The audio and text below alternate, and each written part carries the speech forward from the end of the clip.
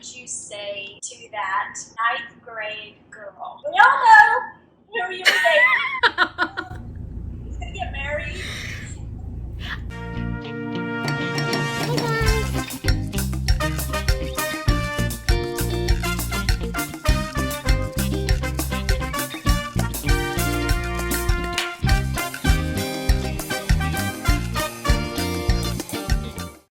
Hey y'all, if you're new here, welcome to my channel.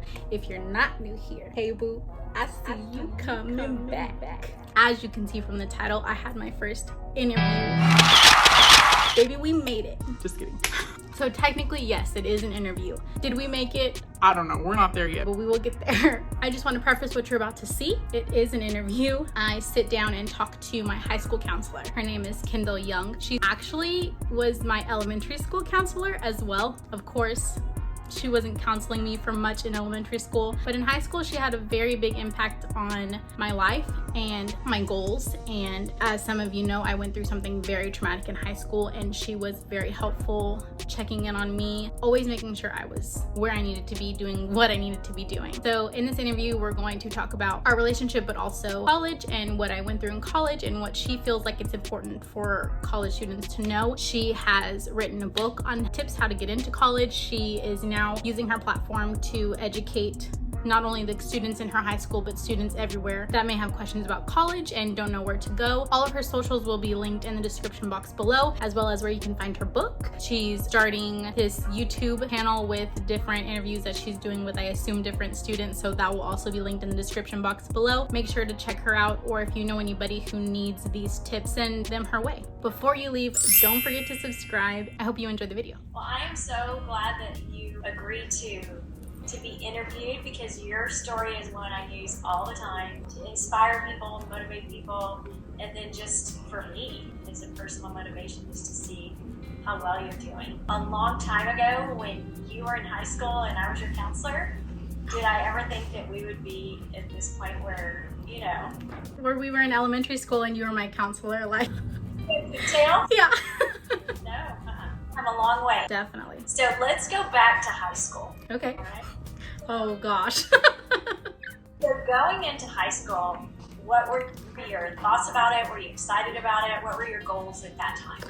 Everybody always tells you high school is, you know, different than middle school, and, you know, people are mean and being a freshman and all these rumors around being a freshman. And I never felt that way, partially because my brother was there and I wasn't worried about anybody picking on me or anything like that. As far as curriculum goes, I wasn't really too anxious to, you know, continue education, and nothing about it being harder or anything like that intimidated me at all. I don't think, as far as high school goes, that I, from middle school to high school, had too many goals. Like, I didn't really think about it that way. College was never really pushed on me immediately until later in high school. So I know a lot of kids nowadays have like, okay, you're going to high school, like what are your plans? What are you doing after that? And I never really had that pressure put on me from middle school to high school. So I didn't have anxiety about going to high school. Like, nothing about it intimidated me or scared me. It was just kind of the next phase that was happening. Like later on, you would always tell me, I want to be a physical therapist. But you didn't start out that way. As teacher, what was it? Well, actually, so going into high school, I didn't really, again, have any kind of goal set for like my future, what I wanted to do. The reason that I was so passionate about physical therapy when I was passionate about it was because of Bonique. So Bonique was my best friend in high school, and in April of our sophomore year, she was in her car accident and then she was paralyzed. So then, of course, I went through everything I went through sophomore year, but that was in September. So both of our incidences kind of just bonded us together. And then the more that I was going with her to physical therapy and watching her actually regain the strength that she had lost in her legs, like, it was, the whole experience blew my mind. So I was like, if I could do this, absolutely I want to, you know, do that. So that's what really drove my passion in that direction. So when do you think that spark went off? You were like, yeah, I'm gonna go to college. And then when did you start planning for that? Honestly, I never saw myself not going, even when I didn't have a plan. So I am a first generation college student. So like I said, it was never put on me like, you have to go to college, this is what you have to do. Nobody was ever pressuring me. It, for me, was always the next step that I knew I wanted to take for myself, because I love to learn. And I've always heard that you have, more ample opportunities if you do take this route. So I knew immediately that's what I wanted to do. I guess I never really thought about it. I just knew that that was my next step. And whatever it was that I needed to do to get there was what had to happen. So when did you decide, and how did you decide that that would be where you went to college? Well, honestly, you had a big role in, my college experience all the way around, helping me get in and where I wanted to go. I remember applying a few places, and when I toured different colleges, it was very overwhelming. Some of the larger schools, especially like UTSA and things like that, and San Marcos, when I toured that one, I was like, absolutely not. Like, you start on one side of the campus and you have to walk 3 miles to get to another part to where the science building is. And I knew I was going to be a science major. That was kind of intimidating to me. So when I toured Our Lady of the Lake, I loved how the campus was set up initially. I loved how it was very community based. Everybody checked on everybody, and I wasn't going to be just a number. I didn't know this touring it, but once I went, every single professor knew who I was. I never felt that I couldn't approach them or ask them questions. I always felt like I could pop into their office if I needed to, or write them an email and they would know exactly who I was. So that, I really loved just the community around Our Lady of the Lake. And I felt like it was never an option for me not to finish and not to pursue what I wanted to, because I had so many people who were like holding you accountable and really pushing you towards your end goal, that it's kind of hard not to attend or not to give it your all. Wow, that's wonderful. Yeah. I hadn't heard, really that from you. Yeah. So that is really great, especially for a first generation. Absolutely. What would you tell a first generation student who's looking at colleges? Being a first generation student, it's very hard because you don't know what college hours are. You don't know what unsubsidized loans and subsidized loans, and you're 18 years old and this bank is telling you, we'll give you $60,000 for your education. And you're like, okay. And you sign things that you have no idea you're signing. There's nobody really to guide you and help you that kind of way, if your parent or anybody you know or close to you to help you. What I would say, what I learned personally, is absolutely research what you want to do, number one. 2, like, what is it exactly, qualifications that you need to get there? What does your minor need to be? What does your, how many hours do you need in these certain classes? Because you can go and they ask you to choose a major. They ask you to choose a minor. There's no really guidance as far as what they're asking you to choose. I remember being on the phone and the lady asking me, and I honestly had no idea. I just knew I wanted to do physical therapy. And so she's the one who said, okay, well, that's kinesiology. Well, yes, it's kinesiology, but it could also be exercise science. It could also be, a plethora of other different majors. So you don't have to do the typical major. There's other stepping stones to get where you want to get. So I think it's important to research everything that you're going to need while you're in school, as well as after you're done with school. So after you're done with your undergrad, what do you have to do after that? And for me, it was different because physical therapy has changed a lot as far as their qualifications go. So when I started school, it was like an undergraduate, and then you had to have at least another year outside of that. And now they want you to have a doctorate degree to actually be a physical therapist. So the qualifications change along the way. So always stay up to date on what the requirements are and what you need to eventually get where you want to get. Also, research how competitive the field is, because physical therapy is so hard to get into different programs. And you might be, number one where you're at, but everybody else applying is also number one where they're at. So always keep that in mind as well. And don't settle on something. Always have a backup plan. So for me, if it wasn't physical therapy, was obviously the ultimate goal. But after I finished college and realized the situation I was in, and that because I chose the route that I chose, I didn't also have a minor in teaching, or I didn't also have, something else to fall back on. It kind of hurt me in the long run. And I feel like if I would have known and planned better, I could have made better decisions as far as what I was doing when I was in college. And always make sure you ask the right questions to the right people. Your advisors are there to help you. They're there to guide you. They are knowledgeable and they know a lot of the things and will help you. Sometimes it's not about what you know, and it's about who you know. So they will always, help you any way that they can. That's great advice. Yes, I was pretty young. I mean, this is, I don't know how many years ago, but I was just starting out in counseling high school students. After your brother, that's when I was like, oh my gosh, students need to know how wonderful they are and what kind of future. And so that is why I just really was so impressed with you and wanted you to succeed. And then you, of course, have the self-motivation.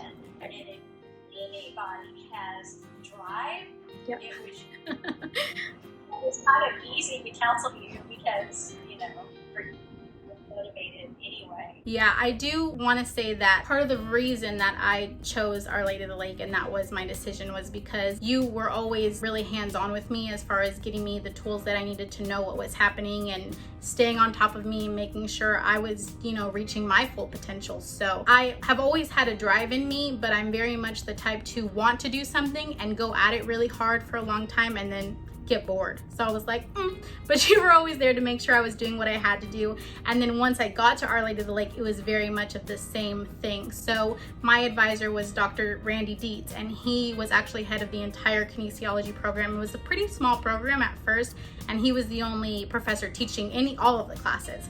So I actually grew with the program, and he brought in new professors to help him. And he was always very much like you, on top of me and telling me, well, you're really driven, so I know if anybody's going to do what they want to do eventually, like it's going to be you. But he still made sure I was doing what I was supposed to be doing. I feel like there's people in your life that definitely thrust you forward, which is always helpful. So absolutely, thank you so much for that. Push you aggressively. Yeah, exactly. But I also want to, so many of us go down a road. When I started college, it was I'm going to be an attorney, just like my aunt. And then I took the LSAT and boom.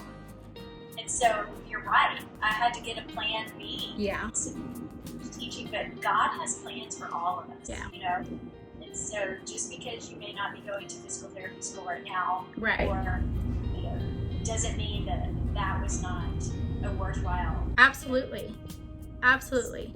College, I wouldn't take anything out of my college experience. Now I'm not where I want to be, but I know that because I have that in my back pocket, anything I want to do from here on out, I'm able to do, and I'm, qualified to do because I do have my bachelor's degree. So I'm very glad that I went to a 4-year college. I'm glad I did not go to a community college. I went 4 years. I finished my 4 years and I got it out of the way while I was young.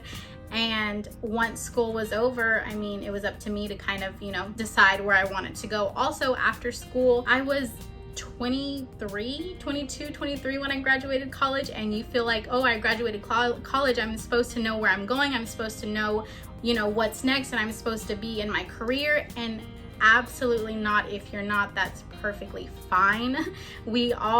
Sometimes you have to try different things to know where you're supposed to be. Sometimes you have to try different things to know what exactly makes you happy and what you're passionate about, because you don't want to be going to a job that you don't even like, which I think is great about internships also.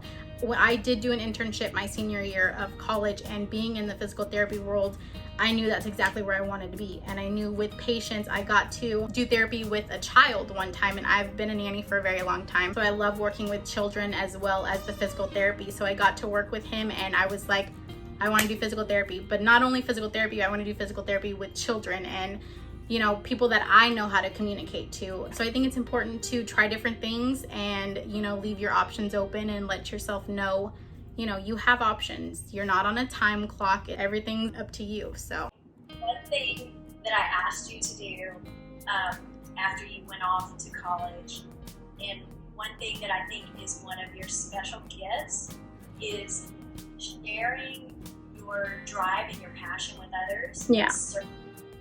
others through your story, just your perseverance. So I love that you are now going and making YouTube videos, into your life. I think in our times, people need to know no family is perfect. All of us struggle and find our way, and the gift that you have is perseverance. So like when you left, I think it was just a couple of years after, I asked you and Bonique to come back and speak.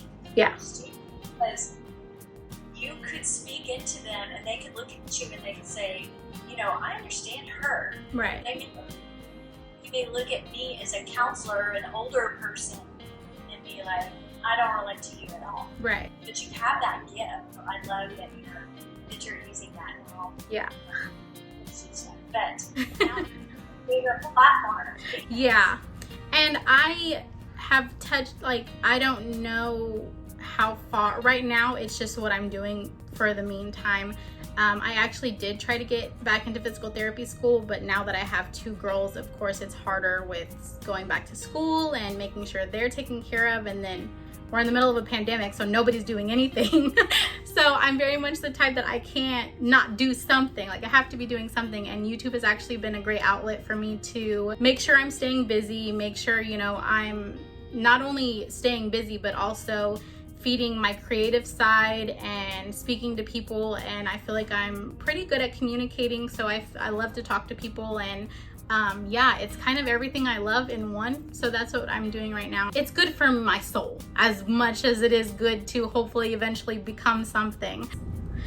Yeah. I have a few more things, but before we go on to those things, so what would you say to that 9th grade girl who we all know who you were dating? Get married.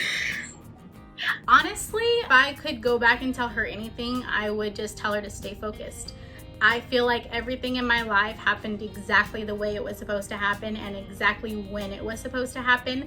I'm very much the type of person who has to live a lesson in order to understand it. You can tell me all day long that something's not right for me or that something is right for me, and until I make the active decision to do that and experience it, then I'll understand. And then for me, I will move on and do whatever I have to do for myself to continue what I want to do. So I would just say stay focused, because I wouldn't want to tell myself, oh, you're not going to be married young, you will go to college,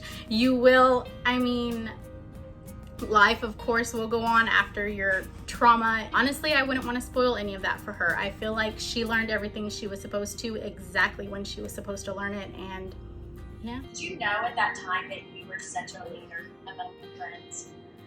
No, I feel like when it comes to friends, I've always had friends, but I've never been the type to be influenced easily. I didn't feel like I had to fit in. I didn't feel like I had to do what they were doing or follow, the path they decided to take for themselves. I've always kind of felt like my own person, and nobody ever judged me for that or looked at me differently, because I was very headstrong in what I wanted to do, and I'm just not easily persuaded. So I don't know. Well, you definitely were a leader then. You are a leader now. You get us together, and if you look at all the group of people that I know that you hang out with, each one of them is doing well. Yeah. And it's kind of because you started that, but you also had that accountability. Yeah. The standard of, no, we're going to be successful. Exactly. Yeah. So I mentioned in one of my YouTube videos that my friend circle isn't very big, but I feel it's because I'm going to hold you accountable, and a lot of people don't like that, I guess, but it's important to me, if you're going to be around me, that you're also taking care of yourself. And whatever you need to lean on me for, absolutely, if I'm able, to hold you up and help you in any kind of way, let me know. But I'm not going to do all the work for you. I'm going to make sure you're doing what you're supposed to be doing. That way, eventually, you can help yourself. So, yeah. Your 2 beautiful daughters. Yes. What are some things how are you as a parent going to guide them to be be their best and live their best life. And especially in these days and times, it's craziness.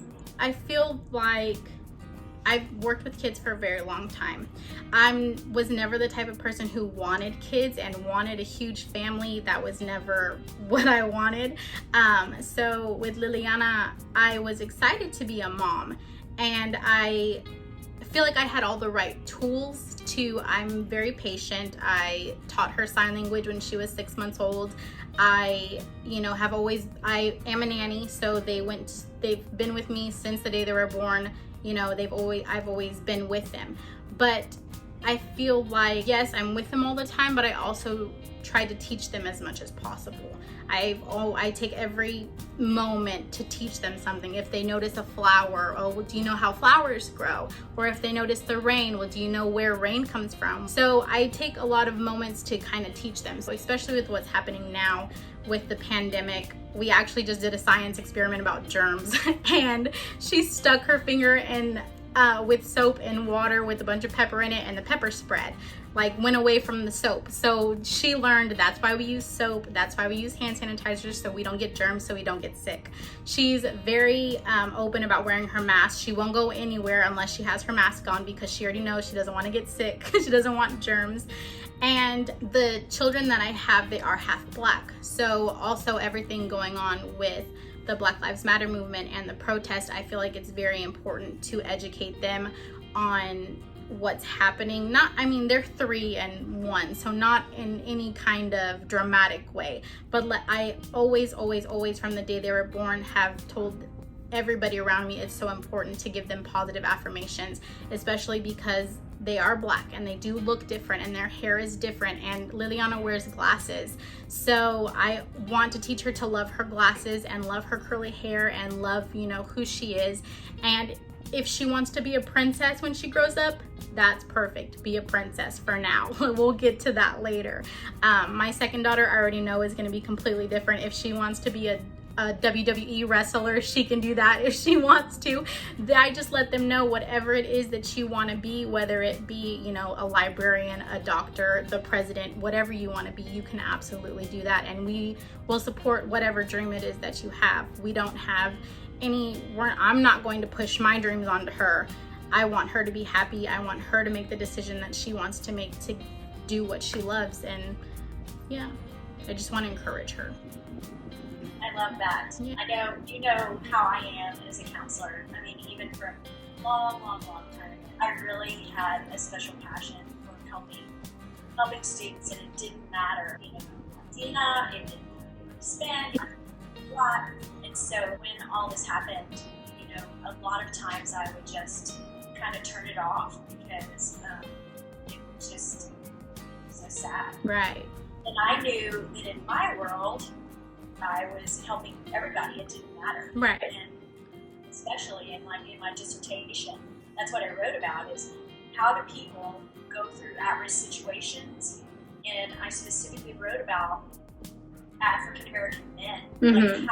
Like Coach Davis, for example, he was one of the men that I interviewed. And how did you come from being raised with no father and a mother who was completely blind, mm-hmm. a brother, and you're in a really tough place? Like, how did you make it out? Because right. that is to be able to give students the tools to get out of mm-hmm. situations. So bringing that up, I love that you are teaching them that, not all people understand, not all people are educated. Right. And you have to, and don't think that you can't go and be whatever it is that you want to be. Adding to that, when we start open this conversation, when you had said that you wanted to talk to me because me and you don't look the same, me and you don't come from the same place.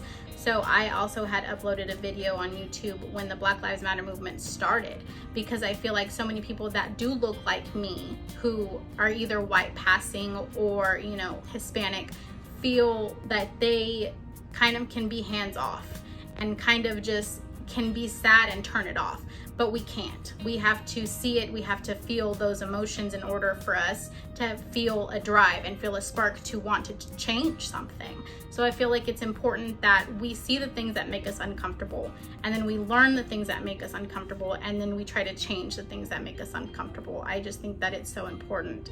And for you, speaking on Coach Davis and asking him, you know, what tools you could give to get them out of certain situations, I feel like it's great the things that you do to help students, me personally, because you pushed me in a direction that I knew I wanted to go in, but you helped me and gave me the tools that I needed to get there. And then not only was I able to help myself, but then I'm able to teach the people that I love and educate the people that I love and, you know, move them forward with me. So you're not just helping me, but you're helping families and communities, because the love and the everything that you speak into people like me, I can therefore speak into my kids and the people that are around me. So I think it's very important that we help each other, and, you know, we take the time to educate ourselves when we need to. Sorry, I don't know what happened out there. It makes it real. Yeah. That's what we're working towards. And Yeah. I get so flushed and so, you know, I couldn't turn it off. Yeah. And I felt bad that I did not turn it off last time. But I felt like, well, I'm working in my area. Well, yeah, it's okay if I work in just little Kerrville, but Right. what about the rest of the world? And so I just felt like I needed to speak out more. Yeah. So that's why I made that post. Absolutely. And it's so important that sometimes you feel like I don't have all the money in the world to donate, or I don't have, you know, things to help do other things, but you do. There's petitions to be signed just within your circle. If you call somebody out on what's happening and try to educate somebody that you're friends with, you know, more people can be reached that way. So by not staying silent and by using the voice and the platform that you have, we can make a change, even if you think that you're just a person. It takes all of us. People will listen to you. People will listen to what you're saying because you look the way that you look. And so it's important for people like you to speak out. So I really respect you for saying something. And I know you've always been in touch and trying to better, you know, like at-risk teens and things like that. So I think I love that you took it upon yourself to also speak out, not just privately do what you're doing, but let people know what you're doing as well. So I think that's important. I'm glad that you brought up the thing of at-risk teens. Yes. Because I was thinking maybe 10 years ago, we were labeling at-risk teens. Yeah. But nowadays, like, everybody's at risk. This is true. Right. And especially with this pandemic, I mean, that'll teach you, I don't care what color you are, you're at risk. If, you know, financially, I was counting on maybe being a waitress or something. Right. Or I don't know, being the lady who does my hair is incredible. She's busy all the time. Mm-hmm. It's shut you down. Yeah. But it doesn't just matter if you're at risk. Right. Over that event a long time ago. Right. We all are. Now it's, okay, how do you persevere? Exactly. I just respect so much in you and your family, and y'all have taught me so much, and I just have such high regard for you guys. Same girl, same. Now, I would love to get together with you and Claudia. Oh gosh. A wild ride. To, you know, or you're going out or you're just working out. Yeah. Well, me and Claudia it's a funny friendship because we're so different. Like, I'm very much a planner and I know what I have to do, and I feel like when we first were friends because we got along, and then after that I feel like I couldn't leave her alone in this earth. Like, she scares me just leaving her on her own.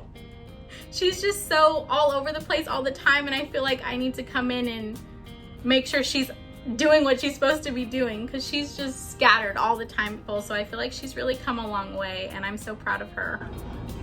That's what's great about friendships. Yeah. We usually have friendships where, like, they have something super great about them, and then you have something and you just kind of... Yeah. You need each other. Yeah, I feel the same way for Bonique. I feel like we both went through something and the thing is with my friends, I feel like each of them came into my life at different time periods and when I was doing different things. So I met Claudia in college. Like, even though we went to high school together, we didn't get close until I was in college.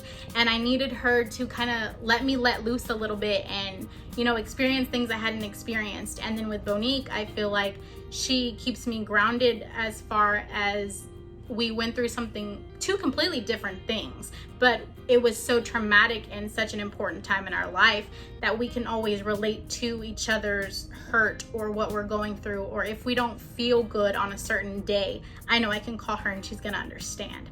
And then like for Justin, you know, Justin is my best friend just in case now and I love him to pieces, but I feel like he really keeps me grounded and not forgetting like my brother, and making sure I'm being strong as far as not letting people talk to me any certain way or walk over me or not being pushed aside. Like, he really keeps me grounded as far as I feel connected to my brother still, because he's always checking on me and we have such a great friendship. So I feel like all of my friends serve what I need from them. I know who I can go to when I'm feeling however it is that I'm feeling. So yeah, I love that about them. That's great. Yeah. Don't think just because you moved from Kerrville that you're getting away from me. Oh no, I've never thought that. Well, I will keep an eye. Everything that you're taken care of. If you ever need anything, I'm always here. Yes, ma'am. Thank you so much. Thank you so much. It's so good to see you. It's good to see you at your wedding. Yeah, don't cry, because you're gonna make me cry. When I'm at the altar, I'll never forget graduation day when you were supposed to call my name and you just wouldn't call my name. You were just looking at me and I don't know what was going on in your mind, but I was like, say my name, say my name. So hard, like when you walked and when Bonique walked, and she literally walked. Yeah. It's like if I say your name, it's over. That chapter, and so I didn't. That's why I say at the wedding, we're gonna keep it together. It is a new chapter, but it's a great chapter. It's going to continue to be great. We have to continue to grow. So yeah, I love that you're, you know, not just helping the people in Kerrville, but also branching out and educating and giving your guidance, because I feel like everybody needs a you in their life. So, yeah. But like, I love my high school, I do, but I just feel like I want to help so many more students on those walls, and so I'm glad that you're doing what you're doing, and I know that somebody's gonna watch after we edit these. It's so much better than mine. If you need help, it's not that hard. Or you can hire me. I mean... Mommy's going to see your story and you're going to inspire someone. That's always the goal. All that. Yeah. Yeah. Absolutely. All right. Well, thank you. Absolutely. Thanks for having me. So that's all for today's video. Thank you so much for watching. I hope you enjoyed it. Before you leave, don't forget to subscribe, and I'll see you in my next video. Bye.